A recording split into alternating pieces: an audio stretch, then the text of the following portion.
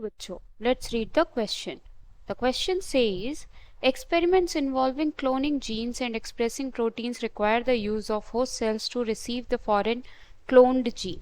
In some experiments, prokaryotes such as E. coli and Bacillus subtilis and eukaryotes such as budding yeast Saccharomyces cerevisiae are used as host cells for DNA cloning. These host cells are relatively easy to be grown in the laboratory and have studied extensively for decades. Their genetics have been well understood and therefore can be manipulated to make them an appropriate host. Many types of cells can be converted into biochemical factories using rDNA technology to produce various kinds of biomolecules. E. coli and B. subtilis are both commonly used as host cells for DNA cloning. Fortunately, humans have become very experienced at cultivating microbes cheaply and efficiently on a large scale, small production scales. Over the centuries, brewers and bakers have learned to employ yeast cells to manufacture beer, bread, and related food products. In terms of impact on the human health, probably the most important product made by bacteria are antibiotics. Over the centuries, brewers and bakers have learned to employ yeast cell to manufacture many household products. Select the option with all the correct answers from the given list. दिए हुए paragraph के light में we have to give the answer of this particular question. तो जो question हमें यहाँ पे दिया हुआ है उसके से रिलेटेड हमारा की कॉन्सेप्ट हो जाएगा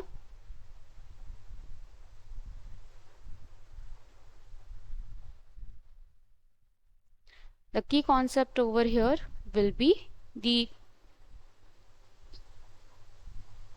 rDNA technology. rDNA टेक्नोलॉजी या इसे हम कह सकते हैं रिकॉम्बिनेंट डीएनए टेक्नोलॉजी. ये इस तरह की टेक्नोलॉजी है जिसमें हम अपना डिज़ायर्ड डीएनए सिलेक्ट करते हैं. जो भी हमें पर्टिकुलर डीएनए चाहिए वो पर्टिकुलर डीएनए सिलेक्ट करते हैं, उसे इंसर्ट करते हैं किसी भी एक होस्ट सेल में. ई कोलाई यहाँ पे हमारा होस्ट सेल हो सकता है या फिर कोई भी ईस्ट सेल हमारा यहाँ पे होस्ट सेल हो सकता है या फिर कोई और bacteria that is under study जिसमें हमारा जो डिज़ायर्ड डीएनए है वो रेप्लिकेट कर सके. इसी को हम rDNA या रिकॉम्बिनेंट डीएनए टेक्नोलॉजी भी बोलते हैं. इस कॉन्सेप्ट की वजह से कई सारी चीज़ें बहुत आसान हो गई हैं फॉर पीपल टू डू. अब यूकैरियोटिक सेल ऑर्गेनिज्म में वी हैव ईस्ट जो कि कई सारे वर्क को काम करने प्रोडक्ट्स को बनाने के काम आ जाता है. For example, east can help in making wine and it can be very famous in the baking industry. It can help in making bread.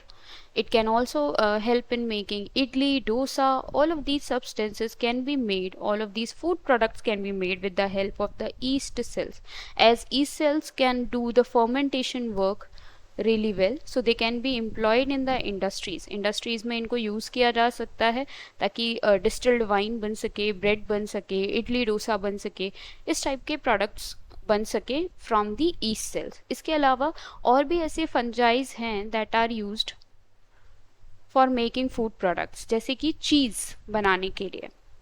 In making Roquefort cheese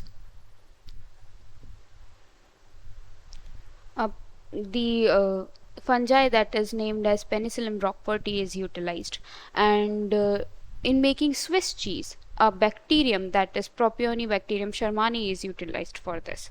So I hope this thing is clear that experiments have made this very easy for people to do the work. Now इस concept की light में अगर हम यहाँ पे देखें तो which one is going to be the most probable answer over here? Bread, idli, Roquefort cheese को बनाने के लिए हमें दूसरे फंगस की ज़रूरत होती है, तो A option will not be right. Bread, toddy and Swiss cheese को बनाने के लिए we need an bacteria, so this option will also not be right. Lipases, pectinases and enzymases are the enzymes and they are not manufactured outside the body. Dosa, idli and bread is going to be the correct answer. Hence, the correct answer over here is option C. I hope you understood well. Best of luck.